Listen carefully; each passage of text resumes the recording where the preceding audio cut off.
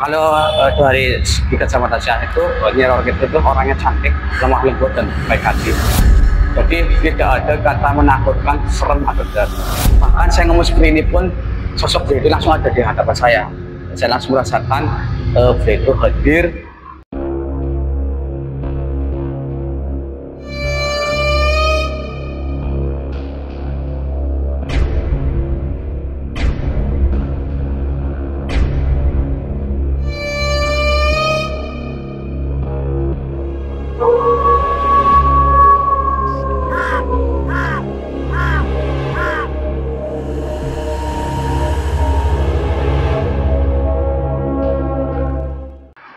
Assalamualaikum warahmatullahi wabarakatuh. Salam Rahayu. Kembali lagi di channel Kromet Gromya Medeni. Bersama saya Guntur Saketi, kita akan mengupas kisah-kisah misteri yang ada di sekitar kita. Terima kasih pada sedulur Kromet yang sudah menonton video ini dan mendukung video-video yang kami buat. Seperti biasa, kita sudah kedatangan seorang narasumber, dan narasumber ini sangat spesial karena dia sejak kecil sudah bisa melihat makhluk-makhluk gaib. Dan kita sambut saja, beliau adalah Mas Ari. Selamat malam Mas Ari. Selamat malam Mas Guntur. Iya, Mas Ari ini berasal dari Duku Sembung ya? Duku Sembung, Kecamatan Pangkah. Kecamatan Pangkah. Ya. Ada cerita apa nih Mas dari kecil sampai sekarang kok bisa lihat terus ya sampai sekarang? Terima kasih. Sebenarnya gini karena dari kecil itu kan Duku Sembung itu pas saya lahir, kemudian saya mulai beranjak besar itu kurang adanya penerangan listrik gitu. Jadi di situ memang Duku Sembung itu terkenal dengan kuburannya yang angker, kemudian banyak sekali pohon-pohonnya besar, apalagi rumah saya sendiri itu di bawah pohon bambu dan juga dekat dengan sawah. Dan di depannya sendiri itu ada pohon pete, pohon durian juga, yang di situ jelas-jelas penunggunya itu terlalu banyak. Oke Mas, sedulur Kromet, sebelum kita lanjutkan cerita misteri ini bersama Mas Ari Lupit ini, sebutannya Mas Ari Lupit. Jangan lupa subscribe, like, dan komen video ini. Terima kasih. Dan lanjut Mas Ari Lupit ini. Ya, Mas Ari Lupit.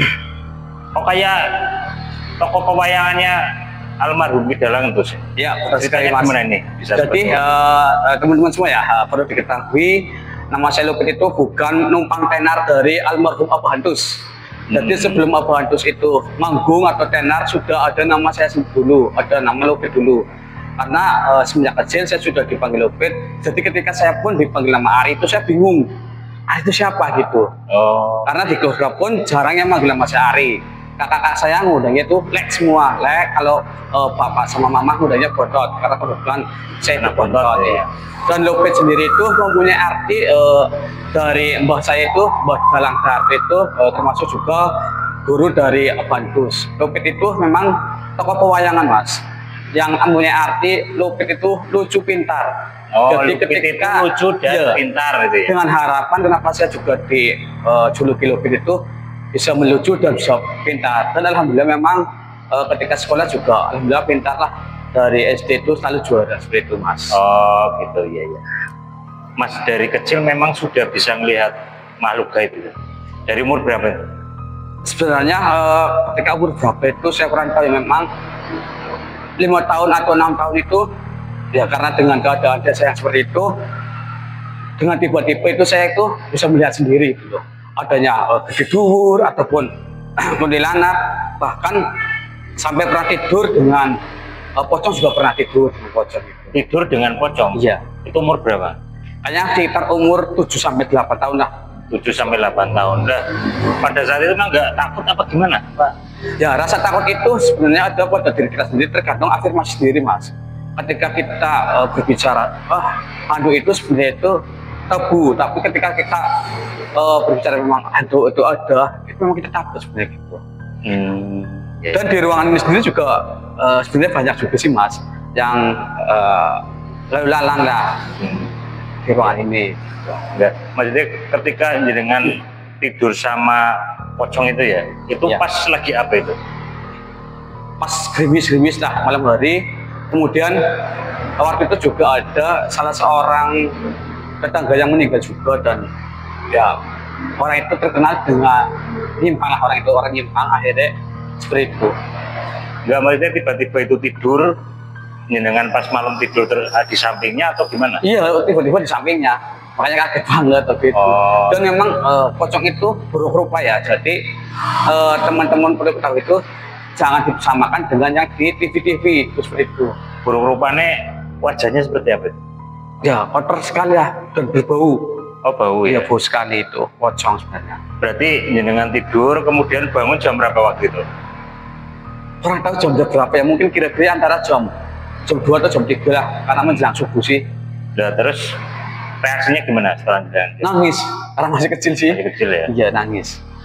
Tapi sempat lihat mukanya. Dia langsung tutupan, saya takut sih, langsung tak tutupin muka saya. Wah, nangis langsung. Terus di situ orang tua saya bilang ada apa ya gitu. Terus saya bilang, "Mah, ada pocong ya gitu."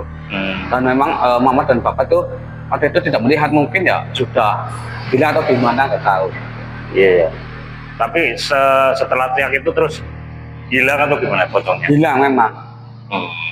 Ada pengalaman apa lagi mas saat kecil itu? Pas lagi main, berarti apa ya, bahasa Bugis itu Berlin ya, atau permainan tradisional memang waktu itu pada kayak petak umpet juga. Ternyata yang buat umpetan saya itu malah di dhuwur mas.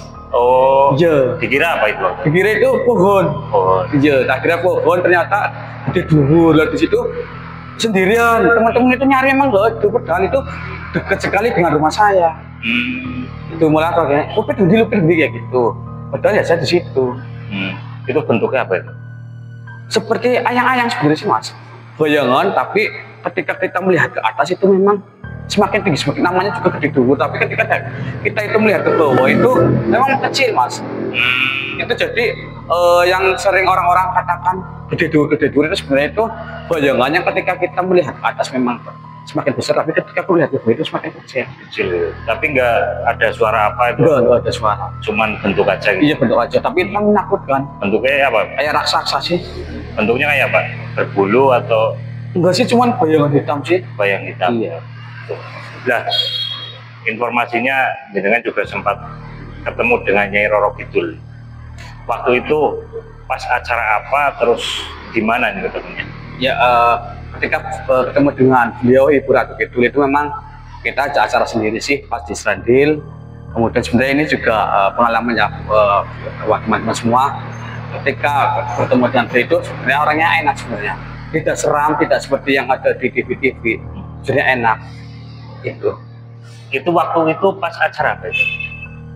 Kita kan setiap Jumat Kliwon itu kan ke sana, ke Serandil gitu. Tapi kan kita tidak serta-merta memanggil beliau untuk bertemu. Tapi ketika kita butuh sesuatu, misal di rumah saya itu mau ada hajatan nih, saya meminta pertolongan beliau supaya hujan itu bisa disingkirkan atau dipindahkan dulu seperti itu. Itu memang apa ya, komunikasi dengan Nyai Roro Kidul itu memang dari dulu apa gimana? Dari tahun 98 Itu gimana ceritanya awalnya kok bisa kenal atau mungkin apa ya namanya ya, berkomunikasi dengan Nyai Roro Kidul itu? Ya sebenarnya itu berawal dari almarhum bapak saya. Almarhum bapak saya itu memang dikatakan wali juga wali, dikatakan orang biasa juga orang biasa. Karena beliau juga seringlah untuk menolong orang yang membutuhkan. Kemudian beliau datang ke paguyuban Putra Wayah yang berada di Serandil Cilacap. Itu awal mula kenapa keluarga kita itu bisa komunikasi dengan Ibu Ratu Kidul, kemudian dengan Buyut Kaki Semar, itu seperti itu. Oh gitu. Berarti waktu itu memang ada komunitasnya itu ya? Ada komunitas, bahkan sampai sekarang itu komunitas itu masih ada. Dan Masih ada. itu hampir banyaklah orang Indonesia itu sudah memahami Putra Wayah 1610 itu mas. Putra Wayah 1610. Iya. Itu apa itu? Komunitas Ya komunitasnya Kaki Semar. Mungkin di telinga keturunannya atau gimana? enggak sih, jadi Kaki Semar sendiri itu masuk ke salah satu tubuh orang itu masuk situ. Terus di situ beliau dahulu apa yang akan terjadi di kemudian hari itu seperti itu, ada clue-nya dari sana. Ada clue dari sana. Iya. Nah, waktu itu jenengan ke sana ada ritual nggak sebelumnya? Nggak ada sih, kita hanya memang tradisi setiap Jumat lewat ke sana. Tetapi sebelum ke sana kita harus ke makam leluhur-leluhur kita dulu yang ada di desa kita. Misal, wah kita sudah meninggal, kalau kita sudah meninggal itu kita kasih ke situ dulu. Ya jangan sampai ketika kita mau ke makam orang lain, tapi makam keluarga sendiri itu kita lewati. Yang sekarang terjadi belakangan ini kan banyak sekali orang berbicara tentang ziarah-ziarah, tapi mereka lupakan keluarganya sendiri. Keluarga sendiri ya. Nah, kalau secara pandangan Mas Lupit ini Nyai Roh Kidul itu sosoknya seperti apa? Kalau dari segi kacamata saya itu Nyai Roh Kidul itu orangnya cantik, lemah lembut dan baik hati. Jadi tidak ada kata menakutkan, serem atau tidak. Bahkan saya ngomong seperti ini pun sosok beliau itu langsung ada di hadapan saya. Saya langsung merasakan beliau itu hadir. Ya karena memang sebenarnya ini tidak boleh di publik ya. Oh gitu ya. Memang skrip gitu ya. Iya. Gitu. Tapi waktu itu ada agenda apa kok sampai ke sana? Memang ada mau apa gitu? Enggak sih, memang kita ketika ke Cilacap itu memang ya seperti dia bilang ya, tradisi kita setiap Jumat Kliwon kita karena sudah mengikuti paguyuban kita ke sana, kita ingin tahu apakah kita itu badannya sudah bersih atau dapat itu cuma kelihatan. Apa yang sering kita lakukan sehari-hari di situ juga bakal kelihatan Mas. Misal si A sukanya bermain-main ini, bermain judi ataupun bermain apa, itu di sana kelihatan Mas. Oh iya kan, sebenarnya itu dahulu gitu. Misalnya mengunduh berarti kayak orang yang biasa mainan air, bilangnya oh saya senangnya kecupakan ya gitu. Ternyata ulu-ulu ya gitu. Ini sosok Kanjeng Ratu ini di sini apa gimana? Kalau hari ini nggak ada karena auranya nggak ada. Sejak ketika kita berbicara beliau itu sekilas pelintas dibayangkan langsung nongol gitu Mas. Ada yang disampaikan? Jadi karena memang saya nggak manggil jadi beliau tidak. Cuman ini ada apa ya? Ada bisikan, ada dari menunggu sini. Ya menunggu sini ada bisikan. Sebenarnya mau apa sih ke sini ya? Gitu. Oh, ya. Gitu. Karena di ruangan ini juga termasuk pondok jalur lalu lalang makhluk halus. Apa namanya? Setelah kan tadi ada Semar ya? Ya. Di situ juga ada komunitasnya atau satu komunitas dengan itu? Sama komunitas karena benar-benarnya ya Mbah Semar ya sama Braduk itu sama itu. Oh satu di Gunung Serandil itu ya. Serandil. Karena Serandil itu kan berada di Cilacap. Cilacap itu kan pantai selatan. Pernah nggak melihat sosok langsung Ki Semar itu sendiri? Kalau Mbah Semar ya sering banget lah. Sering banget melihat sosok beliau karena ya ketika saya butuh mengundang ya masih datang beliau. Biasanya kalau mengundang itu dengan ketika mau apa gitu? Ya ketika misal aku melihat ya, misal temen aku itu ada yang nakalin gitu loh. Ya. Terus di batin aku tuh merasa, ini ada yang tidak beres ini dengan temanku gitu. Terus aku ikut beliau dengan dia memang bisa menggunakan dupa. Kalau saya tidak menggunakan dupa kan bisa, entah karena memang diberi kelebihan oleh Allah Subhanahu Wa Taala, mungkin juga dari unsur keturunan juga. Jadi tanpa dupa pun kadang bisa ya gitu. Datang gitu. Iya. Biasanya datang itu memberikan wejangan atau memang membantu untuk kalau misalnya ada yang sakit terus mengobati atau gimana? Ya membantu dan juga kadang ada wejangan. Kalau misal kamu jangan bermain dengan si A, kan si A itu sebenarnya itu orangnya berbahaya gitu. Terus misal ini teman kamu itu ada yang nakalin loh, yang nakalin ini cuman kan semua itu kan fiktif ya, karena ketika bermain halus kan tidak ada bukti. Ketika saya harus Mas hubungan itu ada yang nembak ini itu tidak mungkin ya kalau di ilmu biologi atau itu kan tidak ada, tapi sejatinya itu memang ketika kita percaya adanya dunia lain itu pasti yakin memang ada ya gitu. Sering dengan misalnya ada kan teman yang lagi diakali ya atau dikirimi apa gitu, kemudian dengan bantu itu kan. Sering sekali, apalagi ketika teman-teman mau mendaftarkan diri, ya, misal mau jadi kades ataupun mau nyalek gitu, saya datang ke rumahnya saja sudah tahu, oh di sini ini bahaya, lagi ada serangan ya gitu. Dan rata-rata itu nyerang itu di jam-jam ganjil, Mas. Jam-jam ganjil? Iya, jam-jam ganjil. Malam atau siang atau bebas? Bebas, Mas. Rata-rata, bahkan yang paling sering karena melihat kelengahan-kelengahan telepon itu dari jam 7 pagi dan jam 9 pagi. Oh, pagi ya? Pagi Iya, ya? karena mereka itu lengah. Kan mereka sangka orang itu akan menembak, orang itu malam hari yo. Iya, betul. Ternyata mereka dia melihat kelengahan, oh ternyata jam 7 ya. Cuman kan yang ya jadi persoalan mereka, kenapa cara menembak di pagi hari atau siang hari itu adanya aktivitas masyarakat yang sudah ramai. Kan banyak sebagian orang yang tidak percaya dengan santet dan Iya. sebagainya. Tapi menurut jenengan itu memang ada gitu? Ada, dan itu kalau di Jawa itu sangat-sangat kental, apalagi ketika orangnya sudah paham Jawa itu gitu akan tahu. Benar-benar. Biasanya orang yang mudah kena santet itu seperti apa? Orang yang mudah kena santet itu orang yang satu ya disibukkan dengan duniawi, lupa akan akhirat. Itu lebih cepat gitu? Iya, lebih cepat. Karena dia itu hanya mengejar-ngejar dunia, tapi sholatnya tidak, puasanya tidak, ibadahnya lain tidak. Kalau yang apa ya namanya kebal dengan santet itu seperti apa? Sebenarnya tidak ada yang kebal dengan santet, karena santet itu bisa masuk ke siapa saja. Akan tetapi kita bisa mengantisipasi ketika kita sering berzikir, bersolawat, Ya. memohon kepada Allah. Insya Allah di situ ya setidaknya meminimalisir hal-hal yang seperti itu. Kalau orang Jawa kan biarkan apa ya mitosnya biar tidak kena santet tidur di lantai, itu benar nggak? Iya, itu betul sekali. Kenapa itu bisa itu? Ya karena santet itu ketika datangnya dari bawah itu tidak bisa, karena sejatinya itu manusia itu berasal dari tanah dan akan kembali ke tanah. Itu filosofinya itu seperti itu. Berarti memang menyatu dengan tanah. Iya. Itu ya? Karena santet itu tidak akan mempan ketika di tanah itu dia itu tahunya itu orang itu sudah mati. Oh, Iya. kenapa harus tidur di lantai itu karena Iya, itu? iya. Tahunya sudah mati, Iya, akhirnya nggak bisa iya, itu bisa. ya. Iya. Oke, Mas, ini ada minuman monggo di anu dulu santai dulu. Oke.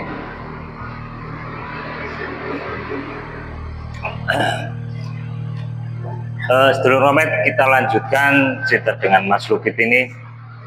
Untuk apa ya, tempat-tempat lokal di sini juga sering menampakkan diri nggak? Pernah ditampakkan apa itu? Ada beberapa tempat di mana saya itu bermain di Selawi Kulon Pengilon, kalau nggak salah ya. Di Pengilon itu kan di Pengilon itu ada kuburan ya, jadi memang dikenal juga angker juga. Pas saya ke sana, tiba-tiba sosok harimau itu muncul di hadapan saya. Nah, saya kaget, saya langsung lari kenceng. Dan teman saya itu langsung, kenapa sih kok lari? Ada harimau di depan saya ya. Itu di makam. Iya, di makam, karena memang rumah temanku itu dekat dengan makam Pengilon. Itu waktu itu pas lagi apa itu di makam itu? Kan kita mau pulang ke rumah teman. Ya. Kita apa ya bahasanya itu biar lebih cepat lah, biar lebih cepat kita cegat. Ternyata temanku itu jebak, aku nggak tahu di situ ada makam. Lewatlah di makam itu, dan memang refleksi ya. Biasanya kan ketika aku lewat makam itu selalu salam dulu, salam pada kubur. Di situ nggak salam, ternyata memang sosok macam besar sekali, dan kata orang di situ memang benar. Makam Pengilon itu memang ditunggui oleh sosok harimau di situ. Nah, itu makam keramat atau makam biasa itu? Sebenarnya dikatakan keramat juga, keramat enggak, karena kalau orang Selawi sendiri itu Pengilon itu sudah benar-benar makam yang ya penuh dengan misteri juga. Pengilon, kemudian Jalin itu memang makam-makam yang banyak sekali orang bilang itu banyak histori akan dunia lainnya seperti itu. Apa yang pernah apa ya namanya yang diketahui terkait dengan makam Pengilon itu selain macan itu tadi? Kalau makam Pengilon ya saya pernah tahu sih, mungkin di situ ada makam dari pendiri Desa Slawi itu sendiri, itu Mbah Pengilon. Beraneka ragam dari sosok-sosoknya, ada yang kiai, ada juga yang pendirinya itu. Jadi kembali lagi yang tadi melihat macan ya, itu jenengan lewat terus langsung kayak mau nerekam atau gimana? Sih sebenarnya macan itu hanya terdiam, cuman kan besar banget tuh. Sedangkan waktu itu saya masih bujangan, usia kurang lebih 16 tahun lah. 16 tahun di situ, kemudian ya kaget lah. Dan namanya orang kaget terus lari. Nah, di situ temanku ternyata yang asli orang situ, lihat ada macan langsung, kenapa lari sih ya gitu. Dan di situ saya masih nggak mau sama sekali lewat ke situ lagi. Saya lebih baik muter jalan agak lama daripada saya harus balik lagi ke situ.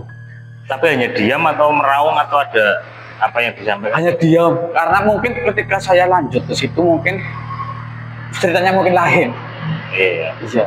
Tapi tahu nggak asal macan itu dari mana? Gue tahu sih, mungkin ya dari sini sendiri, karena memang mungkin itu dari Mbah Pengilonnya sendiri atau piaranya Mbah Pengilon itu mungkin juga bisa jadi seperti itu. Itu ya. Kalau di wilayah Slawi itu yang paling sering itu dulunya itu yang Randu Alas, Randu Alas Slawi. Randu Alas itu ya. Yang katanya tidak bisa ditebang, tapi alhamdulillah sekarang sudah bisa ditebang. Ya, kalau memang dulu memang desas-desus dari orang Slawi sendiri itu Randu Alas itu memang ya sih aku sendiri sih memang itu buangan dari manapun yang buangnya ke situ. Misal mau bikin rumah, di sini tempatnya itu angker, dibuangnya ke situ ya. Dan ada beberapa Randu Alas di wilayah Slawi dan Pangkai ya. Apalagi di tetangga desa saya ya, di Kendal Serut sendiri itu ada Randu Alas yang namanya kecepit. Kita sering nyebutnya itu kecepit. Randu Alas kecepit. Iya. Itu apa itu? Di situ berarti seperti gerbang bisa masuk ke dunia lain juga di kecepit itu. Sebenarnya banyak sekali Mas. Ketika kita berbicara akan apa yang bisa dilihat, kemudian di tempat-tempat mana itu sebenarnya. Nah itu yang di kecepit itu pintu gerbang apa itu? Ya kan kalau Randu Alas yang di kecepit itu, jadi di sini Randu, di sini Randu. Itu sebelum terima buka dan ya di situ jarang ada orang yang pergi ke situ sih. Kalau dulu loh, kalau sekarang kan memang adanya jalan raya, kemudian ada jalan kos, sekarang ramai. Kalau dulu benar-benar sama sekali tidak ada orang yang berani ke kecepit itu. Nah itu pintu gerbang itu kemana itu? Itu bisa menuju kemana itu saya kurang tahu, karena cuma memang saya juga belum pernah ke sana. Cuman waktu itu pernah dilakukan tim uji nyali, kalau nggak salah tim uji nyali ke situ juga gagal juga, karena memang itu termasuk candi juga sih. Kecepit itu candi juga. Kalau yang ceritanya ada penunggu di sungai itu sungai apa? Itu Sungai Gung. Sungai ya, Gung. karena di Sungai Gung itu penunggunya itu luar biasa sekali juga. Di situ ada Bruncul, kemudian ada Wiangga ya gitu. Kalau Bruncul sendiri itu seperti anak kecil ya, anak kecil yang kepalanya botak. Bruncul. Iya, Bruncul. Itu kayak apa Mas? Iya, seperti anak-anak tapi kepalanya botak itu. Tuyul gitu Pak? Bukan tuyul sebenarnya. Jadi ada Bruncul sendiri, tuyul sendiri. Karena Bruncul itu bahasa orang dulu sebenarnya itu senangnya nguncang lah, berarti ini anak bocah cilik sering dolanang kali itu sebenarnya bocah lagi diguncang pun sih. Padahal memang itu si Bruncul sendiri itu yang memanggil anak-anak untuk bermain di sungai, untuk mandi-mandi. Akhirnya nanti ditenggelamkan. Iya, ditenggelamkan. Itu kalau Bruncul. Kalau Wiangga sendiri itu seperti rambut yang remjak bisa bisa meluas satu gedung itu bisa rambut itu semua. Tapi ada kelebihan ketika kita sudah melihat Wiangga, ketika kita mancing di Sungai Gung itu kita nggak pernah akan kesung atau bocor, itu pasti dapat. Iya kan ya. Iya. Nah, Mas itu jenengan lihat di titik mana itu Kaligungnya? Kaligungnya itu di desa saya sendiri sih, di Dukuh Sembung. Iya. Itu memang ada gedung itu. Ada gedung ya. Di situ yang paling terkenal dan juga adalah Gedung Suyat dan juga Kedung. Saya pokoknya ada 2 gedung lah yang paling terkenal. Memang di situ tempatnya itu. Iya, tempatnya Buncul, tempatnya Wiyang itu di situ. Bahkan kalau aku sendiri untuk Wiyang belum pernah melihat ya, tapi temanku pernah melihat sendiri sosok Wiyang itu jam setengah 12 siang. Oh, siang malah ya? Siang itu seperti rambut semua dia gitu. Tapi Buncul dan Wiyang itu takutnya hanya dengan satu. Apa itu? Orang jaring. Loh, kok takut? Ya karena mereka itu menganggap ketika ada orang jaring itu bakalan menangkap mereka. Oh, padahal mereka bangsa sana ya? Iya, tapi mungkin di sana bilangnya, oh ini akan menangkap kita gitu. Makanya orang jaring itu tidak pernah hilang di sungai. Tidak pernah hilang di sungai? Iya, dan tidak sampai saat ini yang saya tahu itu belum ada sejarahnya Sungai Gung itu menenggelamkan orang jaring. Jaring ya. Tapi pernah ada kejadian nggak di tempat jenengan yang diganggu oleh Wiyangga atau apa namanya brojol? Muncul ya, ya pernah sekali lah karena kita memang waktu kecil ya. Ya setiap hari ya, di sungai juga sih ya. Memang kalau siang di sungai, kalau malam kita bermain ya seperti itu. Karena pencaharian kita dulu kan, dulu semungkan ngeruk pasir, kemudian segi watu seperti itu. Memanfaatkan sungai iya, itu ya. memanfaatkan sungai. Tapi pernah ada korban jiwa nggak di situ? Beberapa kali ada korban jiwa. Tapi dulu itu Wiyangga atau Buncul itu tidak mau darah orangnya biasa ke Sungai Gung. Akan tetapi sekarang makin kesini kok doyan gitu loh. Kenapa itu? Iya kurang tahu, mungkin karena apa ya, efek dari orang luar itu cara bermain di sungai atau gimana, sekarang bisa malah memakan orang sendiri. Biasanya kalau mereka mencelakakan orang ya, manusia itu, mereka sebenarnya ambil apa nih sih ya? Sebenarnya ketika mereka menenggelamkan atau mencelakakan orang itu, mereka akan memanfaatkan orang tersebut karena di dalam sungai tersebut juga ada istana, jadi akan mempekerjakan. Itu berarti yang diambil apa? Arwahnya apa gimana? Apa kalau di tetanggaku ya sampai saat ini tuh belum muncul, bahkan tidak ditemukan batangnya atau apanya. Itu memang dia itu sekarang berada di berarti dunianya mereka. Pernah sekali keluarganya itu bermimpi kalau anaknya itu minta sarung dan baju untuk ditenggelamkan di sungai, tetapi karena sudah bertahun-tahun ya, mungkin tahun berapa itu kejadiannya? Tahun 90-an lah. Oh 90-an, lama sekali ya? Iya, sudah lama sekali memang. Tapi masih dimimpiin suruh iya. marung itu? Iya. Sampai sekarang jasadnya juga belum ketemu? Belum ketemu. Itu ada 2 orang tetanggaku sendiri memang. Ya dulunya lagi main bola sih, sama aku juga main bola. Tiba-tiba bola itu kan sungai karena ya. Kita selalu, karena dulu itu kita punya lapangan, jadi kita bermain bola itu selalu di bantaran sungai. Iya. Dan ketika bola itu nyemplung di sungai, dia itu lari untuk mengambilnya. Tiba-tiba Oke. Terima kasih Mas Ari Lupit dari Duku Sembung ini yang sudah menceritakan kisah-kisahnya, termasuk dia itu indigo ya, termasuk indigo dari mulai kecil dan sampai sekarang pun masih melihat. Bahkan kita lagi podcast seperti ini, mereka Mas Ari ini juga lihat yang lalu lalang di sini. Demikian sedulur ngomet dimanapun Anda berada, jangan lupa subscribe, like, dan komen video ini. Terima kasih. Assalamualaikum warahmatullahi wabarakatuh. Salam Rahayu. Assalamualaikum warahmatullahi wabarakatuh. Rahayu.